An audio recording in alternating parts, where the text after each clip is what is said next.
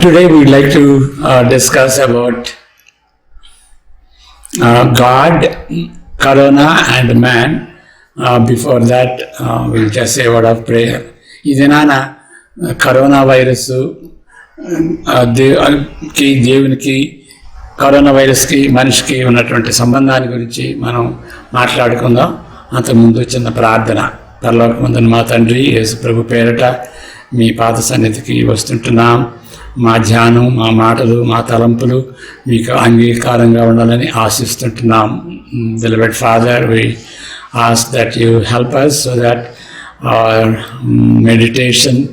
the meditation of our heart and the words of my mouth may be acceptable to you. And you are our Redeemer. Even if we say something wrong, we know that you would forgive us because of the cross. Thank you in Jesus' name. నేను ఈ విషయం ఈ మాటలు ఈ యొక్క సందేశం 10 steps లాగా చెప్తాను. ఎందుకంటే అది అర్థం ఈజీగా అవటం కోసమని 10 steps లాగా చెప్తాను. I'd like to say, give the message today in 10 different steps. The first one is that there is tension and death and fear everywhere across the world. I don't have to tell you that. మీకు చెప్పనవసరం లేదు. ఈ దినాల్లో అందరి జీవితాల్లో, అందరి హృదయాల్లో, మనసులో వేదన, కలవరం, అన్సర్టనిటీ, భయం ఉండి ఉంటున్నది. Second thing is, in practical terms, people are trying to provide solution through shutting down the whole life and also testing who has got coronavirus, and people are trying to come up with medicines and all that as a way of practical thing.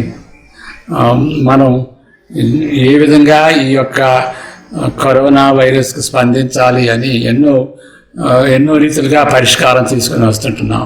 మరి government వాళ్ళు shut down తీసుకొస్తున్నారు.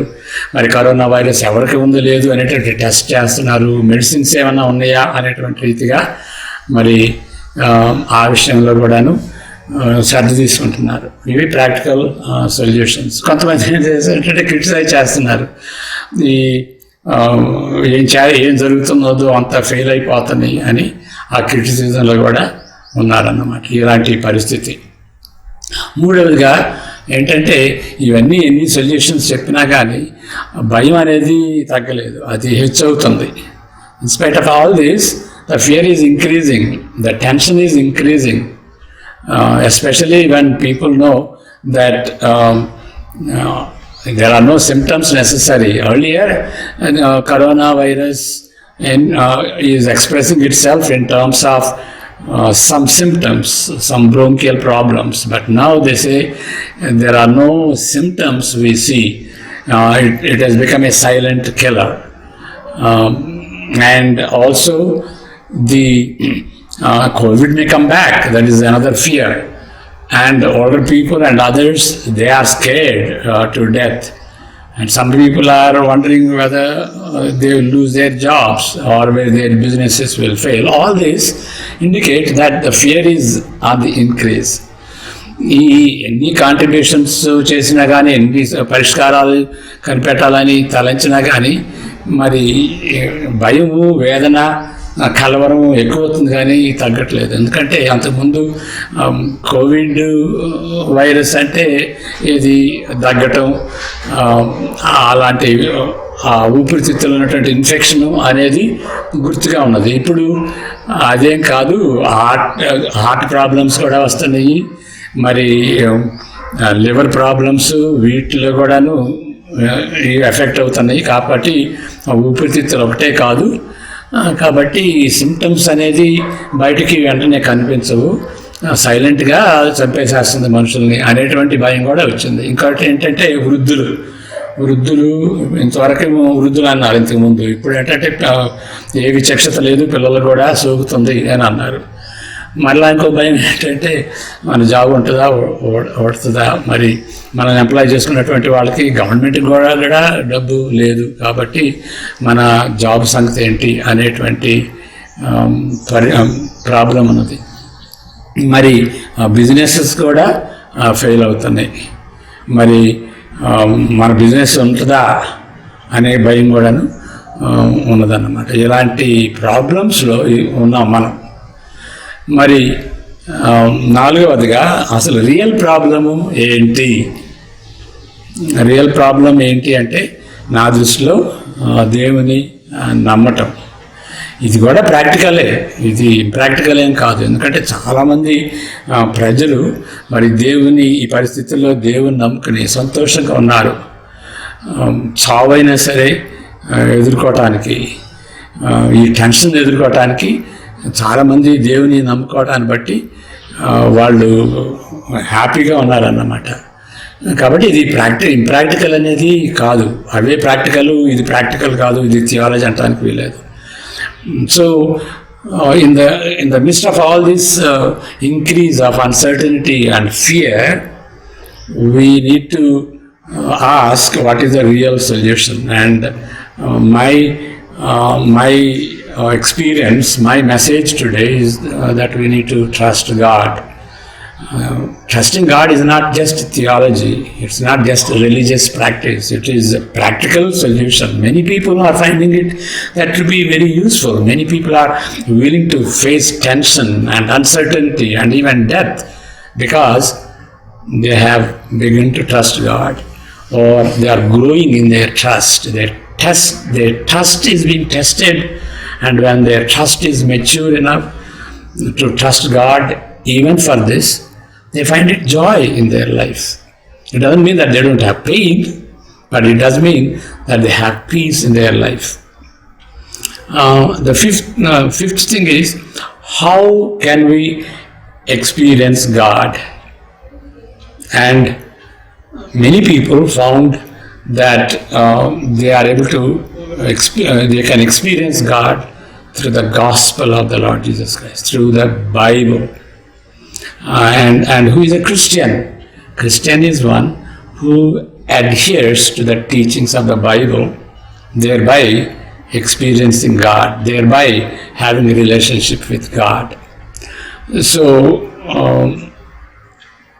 కాబట్టి మనం ఐదవదిగా చెప్పుకునేది ఏంటంటే ఏ విధంగా దేవునితో సంబంధం కలిగి ఉండవచ్చు,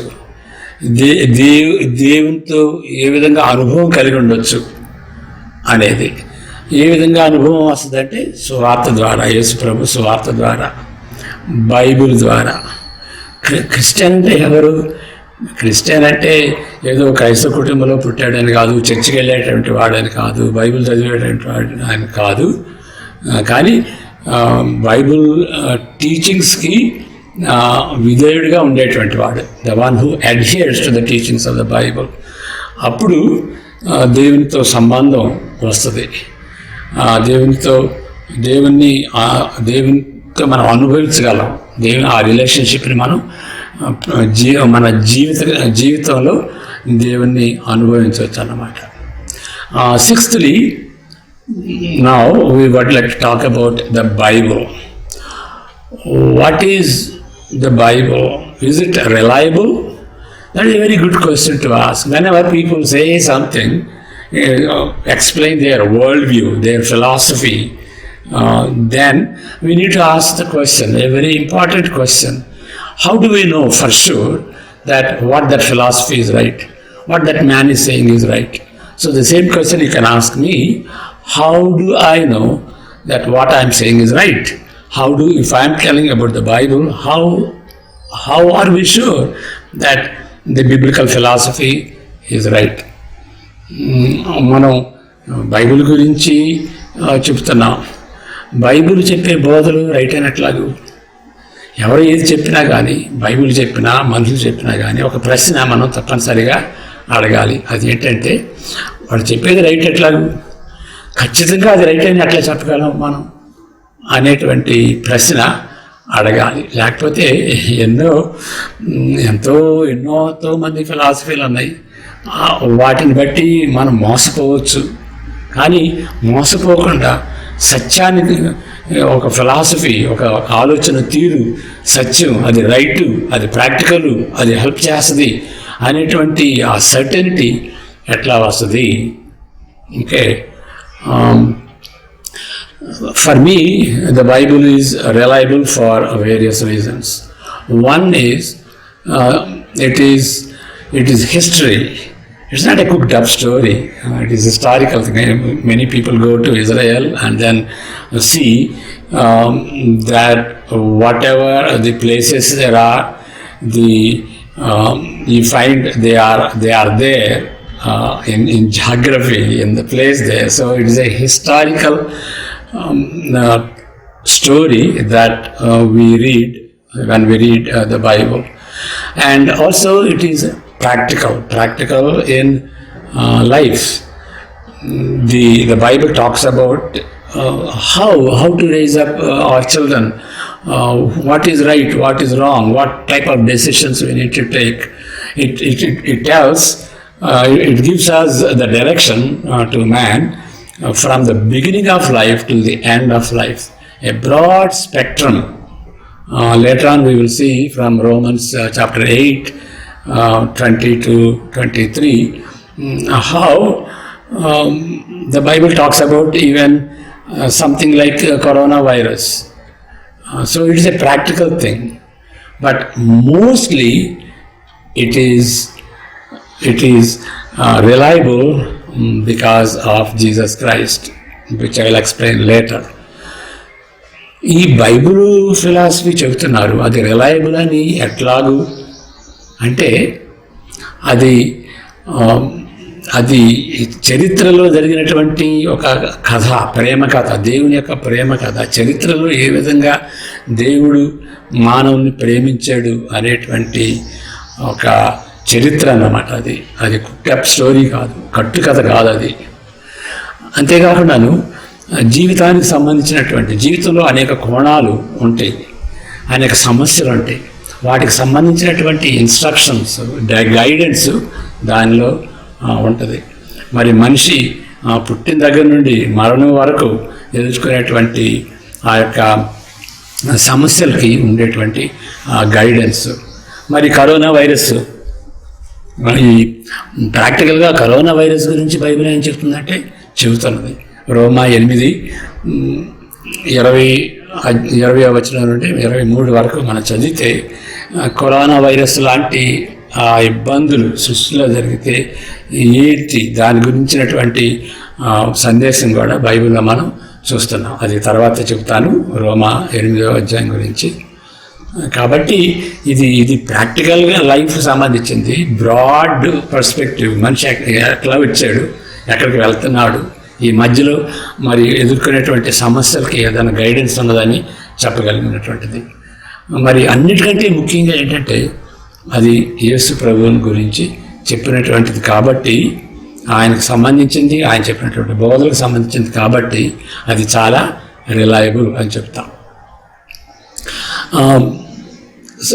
సో ఆరవది ఇంకా ఏంటంటే మనం చెప్పగలిగింది యేసు ప్రభు గురించి అని చెప్పాం కదా. ఏంటి యేసు ప్రభు గురించి చెప్తే రిలయబుల్ ఎట్లాగూ అని అనొచ్చు. యేసు ప్రభు మనిషిగా మరి పుట్టాడు, చరిత్రని డివైడ్ చేశాడు, BC అని AD అని. కన్యక మరి ద్వారా మనిషిగా పుట్టాడు. కానీ ఆయనకు పుట్టి పూర్వోత్తరాలు లేవు. ఆయన దేవుడు, పరలోకం నుండి వచ్చాడు. మరియమ్మ ద్వారా మనిషిగా వచ్చి 33.5 సంవత్సరాలు జీవించి, పరిశుద్ధ జీవితం జీవించి, మరి శిలువలో చనిపోయి తిరిగి లేచి పరలోకానికి వెళ్ళాడు. పరలోకానికి వెళ్ళక ముందు పరలోకం నుండి వచ్చాడు, ఇక ఎవరు వెళ్ళలేదు. దాన్ని బట్టి మనం గ్రహించాల్సింది ఏంటంటే యేసు ప్రభు చెప్పినటువంటి మాటలు దేవునికి సంబంధించినటువంటి మాటలు, పరలోకాన్ని గురించి సంబంధించినటువంటి మాటలు, అవి రిలయబుల్. ఎందుకంటే ఆయన అక్కడి నుండి వచ్చాడు, అది ఆయన నేటివ్ ప్లేస్ అని మనం గ్రహించాలి. So what is great about Jesus Christ? Because he came from heaven. Even though he was born of a Virgin Mary, and divided the calendar from AD to BC, and lived for 33.5 years, a holy life, and died in 30 AD, and rose again and ascended into heaven. But before he ascended into heaven, he came down from heaven. He is the only one who came down from heaven. No one can ever claim that. And even if they claim, I don't think it is true. But he is the only one who came from heaven. Therefore, whatever information he gives about whatever message he gives, whatever revelation he gives about God, about heaven, how we can know God, how we can have relationship with God, all that message only he can reveal, nobody else, because that is his native place. That's why it is reliable. Okay, I did not see heaven, but I read the Bible, and the Bible was written by the apostles who lived with Jesus for 3.5 years. They have experienced Jesus. They heard the teachings of Jesus. And so what they have heard, what they have seen, what they have handled, that they have written. So even though I did not see heaven, even though I did not see God, I read the Bible written by those who are with Jesus, who came from heaven. So that's why it is reliable. Okay, you may say it is New Testament is okay. What about the Old Testament? మరి పాత నిబంధన సంగతి ఏంటి? క్రొత్త నిబంధనలో యేసు ప్రభుకు సంబంధించింది. మరి పాత నిబంధన సంగతి ఏంటి అని అంటే, పాత నిబంధన కూడాను యేసు ప్రభువును సూచించేదే. ఇట్ ఈస్ క్రిస్టో సెంట్రిక్ అంటారు కొంతమంది క్రిస్టో టెలిక్ అంటారు. అంటే పాత నిబంధన యొక్క ఉద్దేశం యేసు ప్రభు. పాత నిబంధన యొక్క ఉద్దేశం యేసు ప్రభు, ఆయన వ్యక్తిత్వం, ఆయన స్వభావం, ఆయన కార్యం, సిలువలో చేసినటువంటి కార్యం, రక్షణ కార్యం, మరి రక్షణ కార్యానికి ఫలితమైనటువంటి రక్షణ. మరి రక్షణ అంటే ఇండివిజువల్గా కాదు, సంఘం, కాబట్టి సంఘానికి సంబంధించింది. అంటే మొదటి రాకడ యేసు ప్రభు మొదటి రాకడ నుండి రెండవ రాకడ వరకు అది క్రొత్త నిబంధన అయితే, పాత నిబంధన ఏం చేస్తుందంటే ఆ క్రొత్త నిబంధన కోసం ఎదురు చూస్తుంది. క్రొత్త నిబంధన గురించి ప్రాఫెసీ చేస్తుంది, ప్రవచిస్తుంది. కాబట్టి దాని ఉద్దేశం, పాత నిబంధన యొక్క ఉద్దేశం ఏంటంటే క్రొత్త నిబంధన. క్రొత్త నిబంధన అంటే యేసు ప్రభు రక్షణ. కాబట్టి ఇట్ ఈస్ క్రిస్టోటెలిక్. టెలిక్ అంటే ఎండ్, అంటే ఉద్దేశం అన్నమాట. పాత నిబంధన యొక్క ధర్మశాస్త్రం కానీ ప్రవక్తలు కానీ వాళ్ళ యొక్క ఉద్దేశం ఏంటంటే ఈ చివరి దినాల్లో ఉన్నటువంటి యేసుప్రభు రక్షణ గురించి, యేసుప్రభు యొక్క రక్షణ గురించి, యేసుప్రభు రక్షణ యొక్క రిజల్ట్ అయినటువంటి సంఘం గురించి చెప్పబడింది. అందువల్ల ఇది చివరి దినాలు అంటాం. చివరి దినాల కోసం పాత నిబంధన ఎదురు చూస్తుంది. అంత ఉన్నంత చరిత్ర ఆ చరిత్రలో చివరి భాగం చివరి దినాలు. అది యేసుప్రభు మొదటి రాకడ నుండి రెండవ రాకడ వరకు. అది క్లైమాక్స్, ఎండే కాదు, అది క్లైమాక్స్ అన్నమాట. ఆ క్లైమాక్స్ కోసం పాత నిబంధన ఎదురు చూస్తుంది. కాబట్టి సారాంశం ఏంటంటే పాత నిబంధన కానీ క్రొత్త నిబంధన కానీ దానికి కేంద్రం యేసుప్రభు అని మనం గమనించాలి. ఏడవదిగా మరి there are 4 themes. Seventhly, there are 4 themes in the Bible. Creation, the fall, redemption, and new creation. The first 2 chapters describe about creation. The last 2 chapters talk about the new creation. That is Revelation chapters 21 and 22. And the middle themes are very broad. From Genesis chapter 3, you find the fall of man. And the theme goes all the way to the 3rd chapter from the rear of the Bible, which is 20th chapter of Revelation. So man not only fell in the Garden of Eden, but also it affected, it continued. Continuously, man increased in that fall, increased in that sin.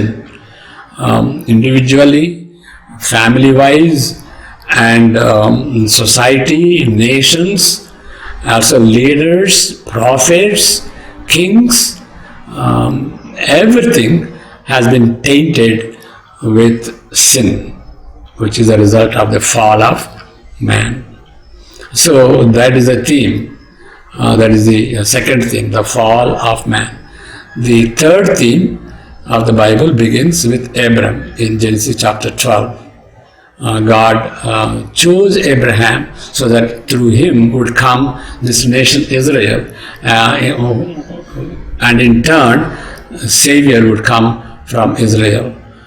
That is the story, and that story of redemption, beginning from Abraham, Genesis 12, goes all the way till Revelation chapter 20.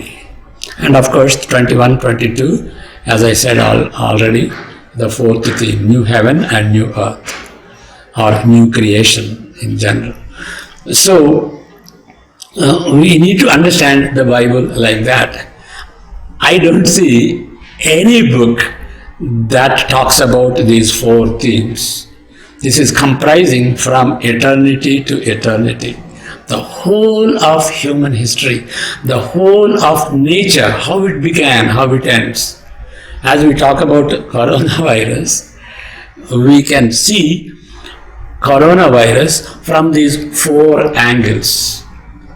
ఈ 4 కోణాల్లో కూడాను మనం corona వైరస్ని చూసి corona virus గురించి నేర్చుకోవచ్చు. మరి దీనిలో 4 బైబిల్లో 4 అంశాలు ఉన్నాయి.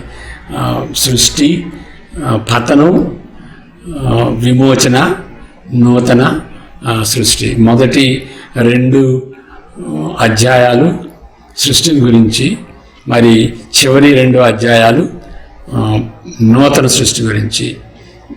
రెండవ అంశం, బైబిల్ అంశం ఏంటంటే పతనం, మనిషి పతనం చెందడం. ఆదికాండం 3వ అధ్యాయంలో స్టార్ట్ అవుతుంది. ఆ యొక్క అంశం మరి బైబిల్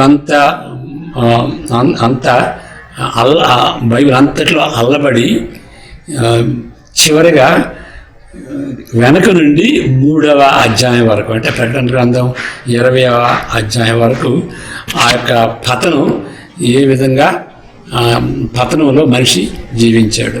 పతనం కావటమే కాదు, పతనం పాపం, ఆ పాపంలో ఏ విధంగా ఎదిగాడు, అన్ని విధాలుగా మానసికంగా, మరి సామాజికంగా, నైతికంగా, భౌతికంగా ఏ విధంగా ఆ పతనం అనేది డెవలప్ అయింది అనేది మనం చూస్తుంటున్నాం. మరి 3వ అంశం రక్షణ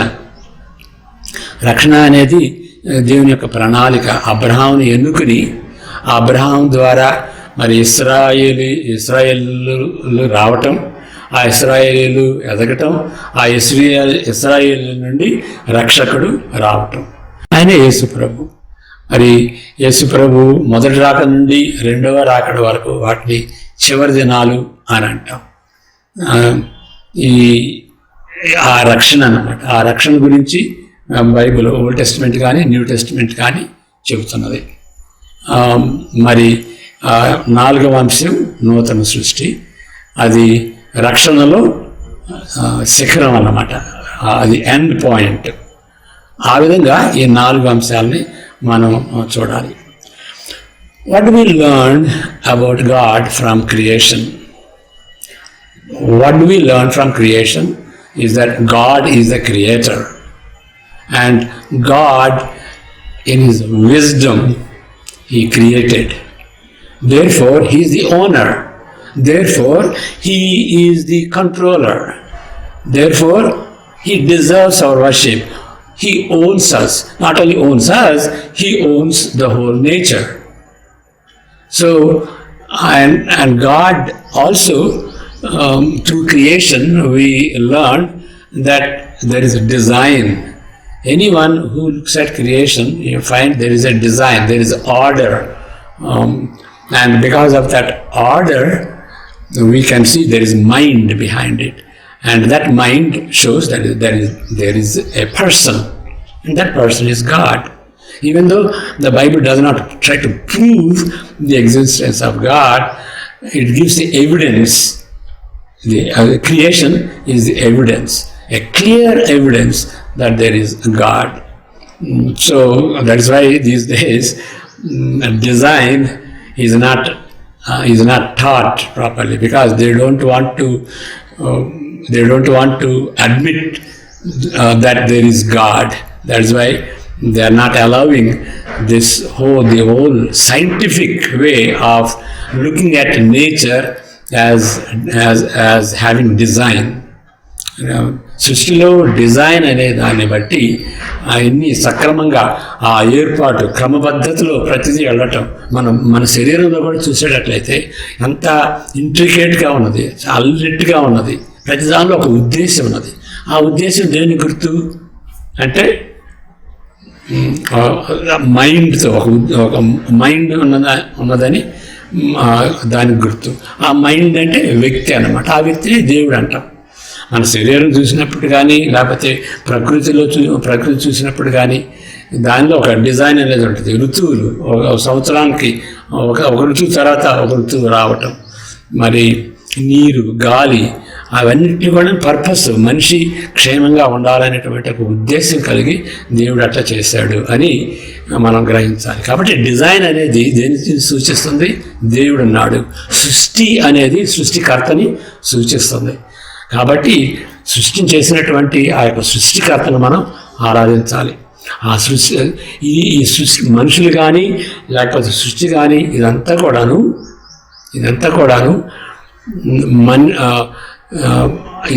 కూడాను ఏమి చెబుతుందంటే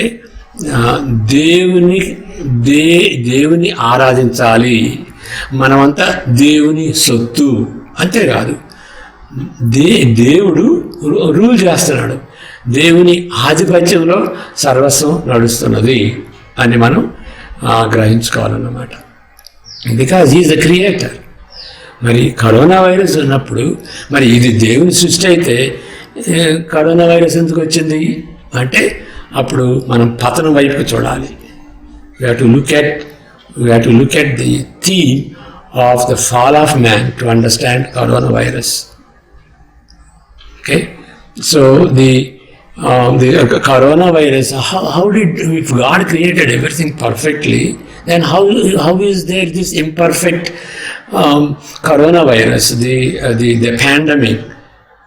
దేవుడు సర్వలోకాన్ని, సృష్టిని పర్ఫెక్ట్గా దోషం లేకుండా సృజిస్తే మరి ఈ కరోనా వైరస్ లాంటివి ఉపద్రవాలు, ఈ అర్త్క్వేక్, ఈ టోర్నాడోస్, ఇవన్నీ ఎందుకు వస్తున్నాయి? అతివృష్టి, అనావృష్టి, ఇవన్నీ ఎందుకు వస్తున్నాయి అంటే మనం పతనం వైపు చూడాలి. మనిషి పతనం అయ్యాడు కాబట్టి అది పడిపోయింది, శిక్షలోకి వచ్చిందని. దీని గురించి తర్వాత మళ్ళా మనం చూస్తాం, అంటే కరోనా వైరస్ గురించి ఇంకా ఏం చెప్తుందని. Eighthly, we will see Romans chapter 8, 20 to 23. I will read that from the Bible.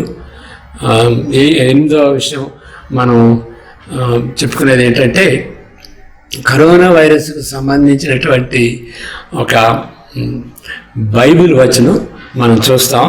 అది రోమాపత్రిక 8వ అధ్యాయం 20 నుండి 28 వరకు. ముందు ఇంగ్లీష్లో చదువుతాను, తర్వాత తెలుగులో. I will read from Romans chapter 8 verses 20 to 23, where the nature is groaning. So I see that coronavirus, this pandemic situation is described here in these verses. I believe this is the closest mention of of the coronavirus or any such pandemics that we experience. And it's written in Romans 8:20 onwards. For the creation was subjected to frustration. Creation was subjected to frustration not by its own choice, but by the will of the one who subjected it, in hope that the creation itself will be liberated from its bondage to decay and brought into the glorious freedom of the children of God. దాన్ని నేను తెలుగులో కూడా చదువుతాను. రోమ 8వ అధ్యాయం 20వ వచనం. రోమ 8:20 వచనం దగ్గర నుండి 23 వచనాల వరకు. ఏలయనగా సృష్టి నాశనముకు లోనైన దాస్యములో నుండి విడిపింపబడి దేవుని పిల్లలు పొందబోవు మహిమగల స్వాతంత్ర్యము పొందుతున్నని నిరీక్షణ కలదై స్వేచ్ఛగా కాక దానిని లోపరిచిన వాని మూలముగా వ్యర్థపరచబడెను. సృష్టి యావత్తు ఇది వరకు ఏకముగా మూలుగుచు ప్రసవ వేదన పడుతున్నది అని ఎరుగుతుంది. అంతేకాదు ఆత్మ యొక్క ప్రథమ ఫలముల నొందిన మనము కూడా దత్తపుత్రత్వం కొరకు అనగా మన దేహం యొక్క విమోచనం కొరకు కనిపెట్టుచు మనలో మనము మూలుగుతున్నాము. This is very broad. What we read here touches a very broad spectrum of history. Here there are two words, one word occurring twice, groaning. The creation is groaning and mankind is groaning. If creation was perfect, then why is it groaning like COVID-19? It's because of the curse. Man revolted against God. How did he revolt? In Genesis chapter 3, we read that man and woman listened to Satan. Satan said, don't eat that fruit.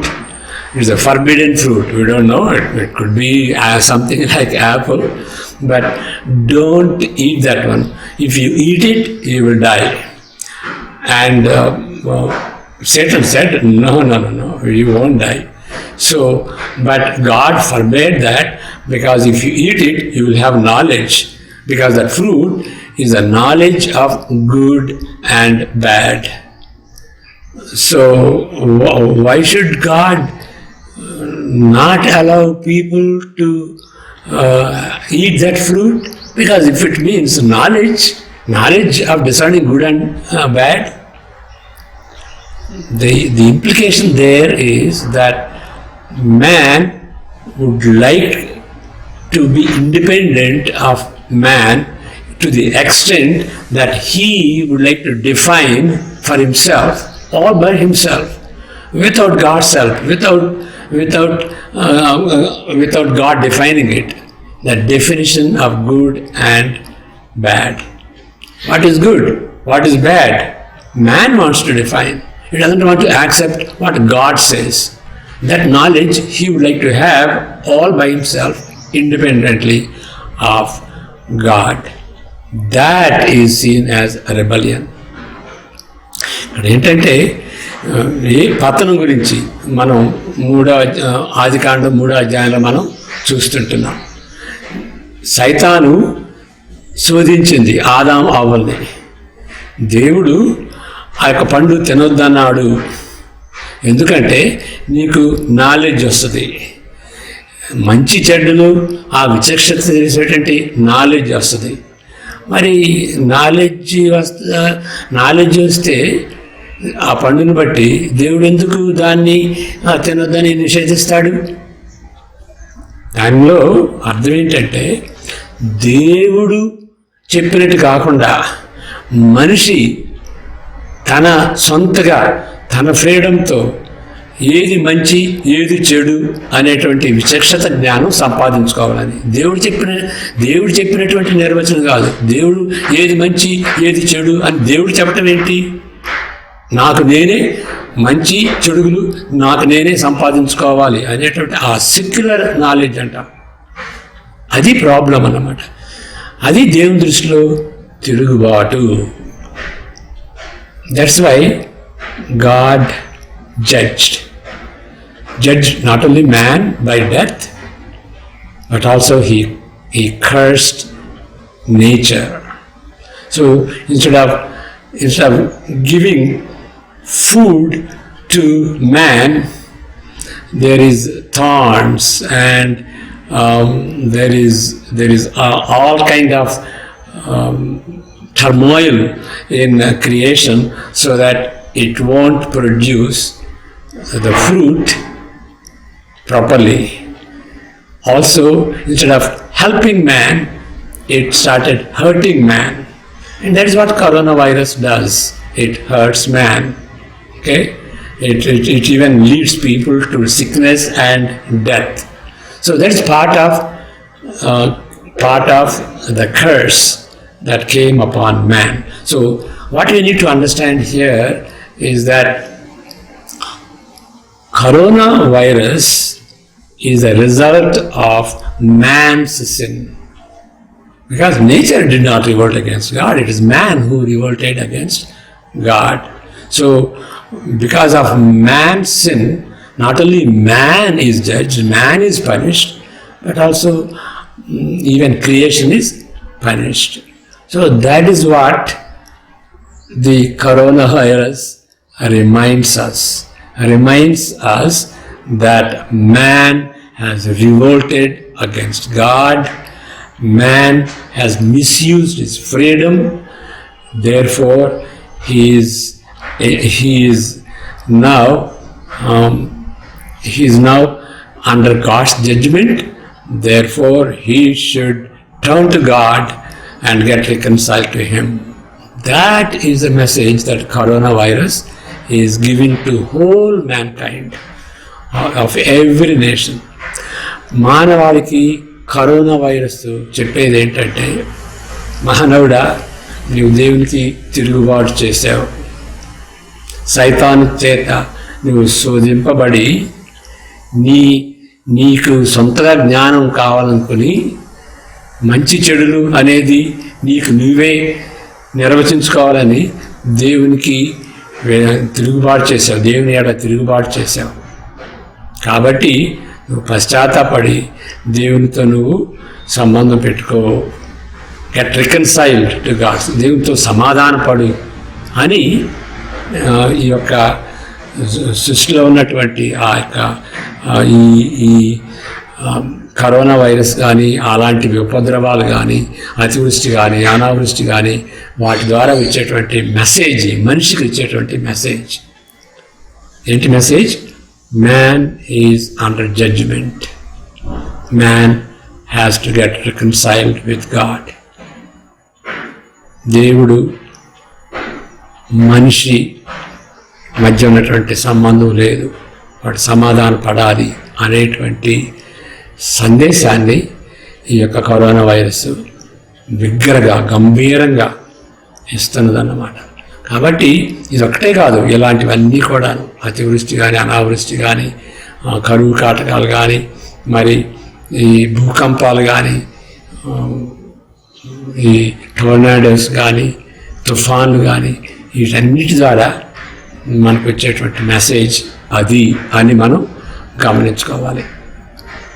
ఇంకొక second message that coronavirus gives to man is that it reminds us of another judgment. Coronavirus itself is judgment. Coronavirus itself is a curse. But it is also reminding to people who are still alive. Many people died. And we are sorry for that. Really sorry. Our relatives died. our relatives are affected. They are suffering. Many people, by the thousands, they have died. But what is the message to those who are alive? The message is that there is a greater judgment going to come. There is a final judgment. There may be another judgment through another catastrophe like this. But there is a final judgment. And after that, it's too late. So, coronavirus is giving us a warning of that judgment, so that right now we can set our lives right by trusting God, by getting reconciled to God. That is the message. Lastly, 10thly, so what do we need to do? God has given freedom to man. If God wants to revolt against him, he can do that. If God wants to obey him, he can do that also. So, what is it that man has to do by using his free choice? Two things. One is repentance. Second one is faith. Repentance and faith. What is faith? Faith is to believe in the Savior. Jesus Christ is the Savior who came from heaven. He took that penalty, that punishment upon himself when he died on the cross. He took the wrath of God, the judgment of God that should have fallen upon us. So by becoming man, by identifying himself with people and dying on the cross on behalf of man as a sacrifice, he took God's wrath on him. So the cross represents both God's love, because he came from heaven. The Father sent him. Father, Son, and the Holy Spirit. God, one God, but three persons. So the Father sent the Son. It's God's love. He wants to save us from that final judgment. He wants to save us from his wrath. So God himself, in his love, sent so that his wrath may be satisfied. Not only satisfied, that we may be forgiven, that we may have reconciliation with him. So the cross represents all that. I say it represents love, it represents God's wrath, it represents reconciliation, because by that cross we can be reconciled to God. And also, again, love, because in the place of wrath we can enjoy love, family love. We become his children, so that we can have that forgiveness from God by that cross. Because all that needs to be done in order that sinners should be reconciled to that holy God, cross has done. That's why we put our faith in him. విశ్వసించాలి. ఏం చేయాలి మన దేవుడు ఇచ్చినటువంటి స్వతంత్రతని మనం ఏ విధంగా వాడుకోవాలి అంటే, పశ్చాత్తాపడాలి, విశ్వసించాలి. విశ్వసించడం అంటే ఏంటి? రక్షకుని యందు విశ్వసించాలి. రక్షకుడు ఏం చేశాడు? మన పాపముల నిమిత్తమై శిలువలో బలియాగంగా ఆయన బలిగా చనిపోయాడు. పరలోకం నుండి ఆ మిషన్తో వచ్చాడు, ఆ ఉద్దేశంతో వచ్చాడు. 33.5 సంవత్సరాలు ఆయన ఏ పాపం లేకుండా పవిత్రమైనటువంటి వ్యక్తిగా మాటల ద్వారా, చేతుల ద్వారా, క్రియల ద్వారా, ప్రతిక్రియల ద్వారా అన్ని విధాలుగా ఆయన పవిత్రమైనటువంటి వ్యక్తిగా ఆయన జీవించాడు. ఎందువల్లంటే సిలువలో ఆ బలి పశువుగా, పవిత్రమైనటువంటి బలి పశువుగా మరణించడానికి ఆయన వచ్చాడు. కాబట్టి మానవుల మీద పడాల్సినటువంటి ఆ యొక్క శాపం, ఆ తీర్పు ఆయన మీద పడింది. మానవుని మీద పడాల్సినటువంటి దేవుని యొక్క ఆ ఉగ్రత ఆయన మీద పడింది. కాబట్టి శిలువ దేని గుర్తు? దేవుని యొక్క ప్రేమ గుర్తు. ఎందుకంటే తండ్రి, కుమార, పరిశుద్ధాత్మ, తండ్రి కుమారుని పంపించాడు. యోహాను సువార్త 3:16 ఉంటుంది కదా. దేవుడు లోకంలో ఎంతో ప్రేమించాడు, కాగా తన అద్వితీయ కుమారునిగా పుట్టినవాని యందు విశ్వసించి ప్రతివాడు నశింపక నిత్యజీవం పొందినట్లు ఆయన మనకు అనుగ్రహించాను. చూడండి, ఆ శిలువలో మన కోసం చనిపోవట ఆయన్ని దేవుడు అనుగ్రహించాడు. అలాంటి ప్రేమ శిలువ దాని గుర్తు. శిలువ దేని గుర్తు? మరి ఆయన ప్రేమకే కాదు, ఆయన ఉగ్రతకు కూడా గుర్తు. మరి మన యొక్క పాపమంతా ఆయన వేసుకున్నాడు. అందరు మనుషులు, అన్ని కాలాల్లో ఉన్నటువంటి మనుషుల యొక్క పాపం ఆయన మీద పడింది. ఎందుకంటే వాళ్ళ పక్షాన బలిపశువుగా ఆయన చనిపోయాడు కాబట్టి దేవుని యొక్క ఉగ్రతని సూచిస్తున్నదన్నమాట. అంటే మరి ఒక ప్రక్కన దేవుని యొక్క ప్రేమ అంటున్నాం, మరి ఒక ప్రక్క దేవుని యొక్క ఉగ్రత అంటున్నాం. అవును, కరెక్ట్. దేవుని యొక్క ప్రేమ, దేవుని యొక్క ఉగ్రత ఆపోజిట్ కాదు, ది కాంప్లిమెంటరీ. మనం కూడా ఇంట్లో మన పిల్లలు ఏదన్నా తప్పు చేసి ఏం చేస్తాం? మనం వాళ్ళని శిక్షిస్తాం. ఎందుకు శిక్షిస్తాం? ప్రేమను బట్టి శిక్షిస్తాం. కాబట్టి ప్రేమ, కోపం అనేది రెండు వ్యతిరేకమైనది కాదు. అసలు అంటే దేవుడు కోపిష్టి అని అనకూడదు. దేవుడు పరిశుద్ధుడు కాబట్టి దేవుడికి వ్యతిరేకంగా చేసినటువంటి తిరుగుబాటును బట్టి ఆ యొక్క ఉగ్రత ఉంటుంది. కాబట్టి దేవుడు ప్రేమ స్వరూపి, దేవుడు పరిశుద్ధుడు కాబట్టి ఆయన యొక్క వైఖరి ఉగ్రత, పాపం మీద ఉగ్రత. మనలాగా ఇమోషనల్ ఉగ్రత కాదు, అది సెట్ యాటిట్యూడ్. ఈ పాపం మీద పాపం ఎడల దేవుని యొక్క ఆ యొక్క వైఖరి, ఈ మారినటువంటి వైఖరి, దాన్ని కోపం అంటామన్నమాట. ఆ విధంగా మనం చూస్తున్నాం దేవుని ప్రేమ, దేవుని యొక్క ఉగ్రత. ఇంకోటి ఏంటంటే శిలువ ద్వారా మనం గావించేది సమాధానం, రికన్సిలియేషన్. దేవునితో సమాధాన పడేటటువంటి రీతిగా ఆ యొక్క శిలువ ఉన్నది. శిలువ సమాధాన పడవచ్చు, సమాధాన పడటానికి మార్గం తెరిచాడు అన్నమాట. ఎందుకంటే దేవుడు శిలువలో యేసు ప్రభువు మన పాపాల నిమిత్తమై ఆ యొక్క పెనల్టీ కట్టడమే కాదు, దేవుని యొక్క హృదయాన్ని మార్చాడు.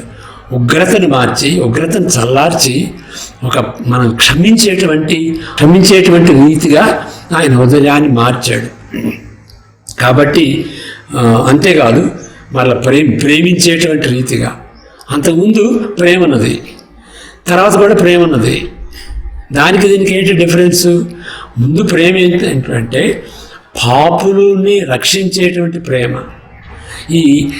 ఇప్పుడు ఈ ప్రేమ ఏంటంటే మనం దేవునితో సంధి చేసుకున్నప్పుడు, దేవుని కుమారులుగా అయినప్పుడు, మరి కుటుంబ ప్రేమ, ఫిలియల్ లవ్, అది ఎంజాయ్ చేయొచ్చు అన్నమాట. అది రక్షణ. ఆ రక్షణకి కేంద్రం యేసు ప్రభు యొక్క ఆ శిలువను బట్టి మనకు రక్షణ వచ్చింది కాబట్టి ఆయన్ని విశ్వసించాలి. అది మరి రిపెంటెన్స్ అంటే పాపాన్ని ద్వేషించటం. దేవుడు నాకు ఇంత గొప్ప చేస్తే, ఇంత రీతిగా ప్రేమిస్తే, నా పక్షాన ఆయన మరణిస్తే, మరి ఆయనకు వ్యతిరేకంగా నేను దుర్మార్గంగా, దుష్టత్వంగా ఆయనకి తిరుగుబాటు చేశాను. ఆయనంటే లెక్కలేదు, ఆయనంటే ఇష్టం లేదు, ఆయన యొక్క మాటలకి వ్యతిరేకంగా వెళ్ళాను, ఆయన యొక్క అభిరుచులకి, ఆయన యొక్క స్వభావానికి అన్నిటికీ వ్యతిరేకంగా చేశాను అని పశ్చాత్తాపం. అలాంటి దేవుని ఎడ నేను ఎలాంటి దుష్టుడిని అనేటువంటి రీతిగా పశ్చాత్తాపడాలి. పశ్చాత్తాపము ఈ యొక్క విశ్వాసం అంటే ఏంటంటే ఏదో సారీ చెప్పటం కాదు, క్యాంపు మారాలి. పాపం అనేటువంటి క్యాంపుని పరిశుద్ధమైనటువంటి క్యాంపుకి రావాలి. సైతాను ఈ లోకరీత్యా, మరి శరీర ఇచ్చలు, అదొక క్యాంపు. ఆ క్యాంపు నుండి పరిశుద్ధతగా దేవుని యొక్క క్యాంపుకి మారాలి. చీకటి క్యాంపు నుండి వెలుగు క్యాంపుకి రావాలి. ఓకే, కాబట్టి ఈ క్యాంపు మారటం అన్నమాట. ఏదో నేను తప్పు చేశాను, కొన్ని మంచి చేస్తే అది క్యాన్సిల్ అవుతుంది, అది కాదు. హృదయం మారాలి, క్యాంప్కి వేరేకి అంతకుముందు మనం చేస్తున్నటువంటి పాపక్రియలను ద్వేషించుకుని అది తప్పు అని తెలుసుకుని దేవుని ప్రేమించేటువంటి రీతిగా ఆయన్ని సంతోషపెట్టేటువంటి రీతిగా ఆ క్యాంపు మారాలన్నమాట. అప్పుడు ఆ వెలుగులోనికి వస్తాం. మన జీవితాలు వెలుగుగా ఉంటాయి, మన జీవితాలు ఉప్పుగా ఉంటాయి. యేసుప్రభు చెప్పాడు, మీరు లోకమునకు వెలుగుగా ఉన్నారు, వెలుగై ఉన్నారు, మీరు లోకమునకు ఉప్పు అయి ఉన్నారు. సమాజానికి ఏం కావాలి? వెలుగు కావాలి. ఎందుకంటే చీకట్లో ఉన్నది, భయంలో ఉన్నది. మరి ఇంకేంటి, అది పాడైపోతున్నది. పాడైపోతున్నటువంటి ఆ యొక్క సమాజానికి ఏం కావాలి? ఉప్పు కావాలి. మరి పిక్కిలు ఉంటుంది కదా, పాడైపోతున్నటువంటి ఆహారానికి మరి ఆహారం పాడు కాకుండా ఉండటానికి ఏం కావాలి? ఉప్పు కావాలి. కాబట్టి ఉప్పుగాను సమాజానికి ఉప్పుగాను వెలుగుగాను ఉండాలి అంటే అది ఆ మాటలు ఆ విధంగా జరగదు. పశ్చాత్తాపడి మనం ఆ యొక్క ఫెయిత్ విశ్వసిస్తే అప్పుడు ఏమవుద్దంటే మన పాపాలు కొట్టివేయపట్టమే కాదు, మనలో దేవుడు వస్తాడు, త్రియేక దేవుడు వస్తాడు. తండ్రి, కుమార, పరిశుద్ధాత్మ దేవుడు మన దేవుడు మనలోకి వచ్చి మనకి ఆ యొక్క దేవుని సన్నిధి మనలో ఉంటుంది, పరిశుద్ధత మనలో ఉంటుంది, మన జీవితం మారిపోద్ది. దేవుని ప్రేమిస్తాం, మనుషుల్ని ప్రేమిస్తాం, లోకానికి వెలుగుగా ఉప్పుగా ఉంటాం. కాబట్టి మరి మనుషులకి భయపడవు. దేవుడు మనతో ఉంటే మనుషులకి భయపడటం ఏంటి? చావుకు భయపడవు, కరోనాకు భయపడవు. అలాంటి రీతిగా మన జీవితాలు మారిపోతాయి. కాబట్టి దేవుని ద్వారా మనకు వచ్చేటువంటి లాభం ఏంటంటే, కరోనా వైరస్ అంటే అలాంటి ఒక విధంగా భయమే, కానీ ఫండమెంటల్గా మన జీవితాల్లో కలవరం ఉండదు.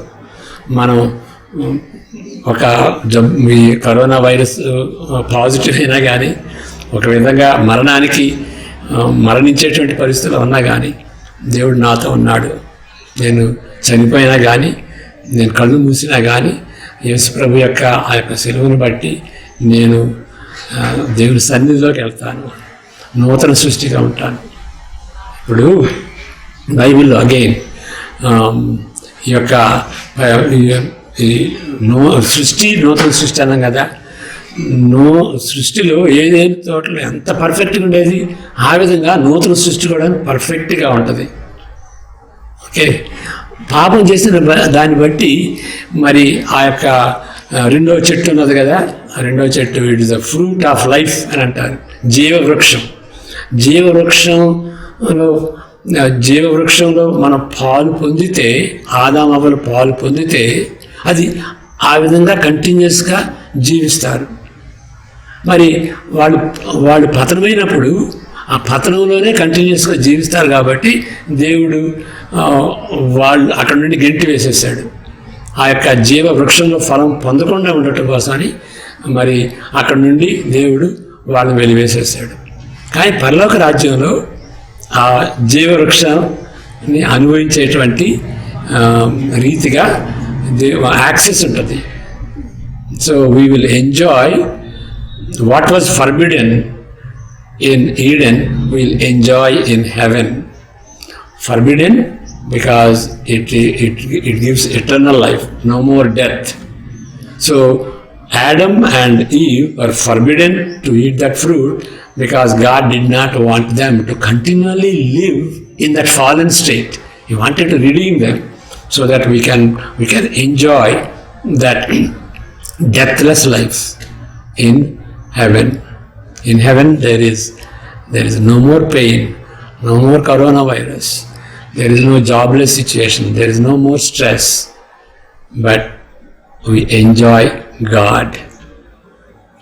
One more, in the Garden of Eden there is Satan, but in new heaven and new earth, no Satan to tempt us to sin. మరి ఏదైనా తోటలో అయితే సైతాన్ ఉండేది, పరలోక రాజ్యంలో సైతాన్ ఉండదు. మనం శోధించి దేవునికి తిరుగుబాటు చేసేటువంటి రీతిగా శోధించటానికి అక్కడ సైతాన్ కూడా ఉండదు. అలాంటి నిరీక్షణ అనేది మనం చనిపోయినప్పుడు మనం చనిపోయినప్పుడు మరి మన ఆత్మ దేవుని దగ్గరికి వెళ్తుంది. మన శరీరం సంగతి ఏంటిది? మన శరీరం భూమిలో ఉంటుంది కదా, క్షీణించిపోద్ది. కానీ యేసుప్రభు ఏం చెప్పాడంటే, నేను వాళ్ళని లేపుతాను. ఆత్మ శరీరంతో దేవుని సన్నిధిలో ఆ యొక్క నూతన సృష్టిలో నిరంతరం శరీరంతో కూడా ఉంటాం. తిరిగి యేసుప్రభు ఏ విధంగా తిరిగి లేచాడో, పునరుద్ధాన శరీరంతో ఏ విధంగా తిరిగి లేచాడో అలాంటి పునరుద్ధాన శరీరాలు మనకిస్తానని యేసుప్రభువు చెప్పాడు. ఇంకేం చెప్పాడంటే, యోహాను సువార్త 6:39-40 ఏం చెప్పాడంటే, నేను చదువుతాను. ఆయన ఏం చెప్పాడంటే, నేను అంతవరకు మిమ్మల్ని కాపాడుతాను, మీరు శరీరంతో తిరిగి లేచేంత వరకు మిమ్మల్ని కాపాడుతాను. అది ఎప్పుడు లేస్తాం? సెకండ్ కమింగ్లో యేసుప్రభు తిరిగి వచ్చినప్పుడు.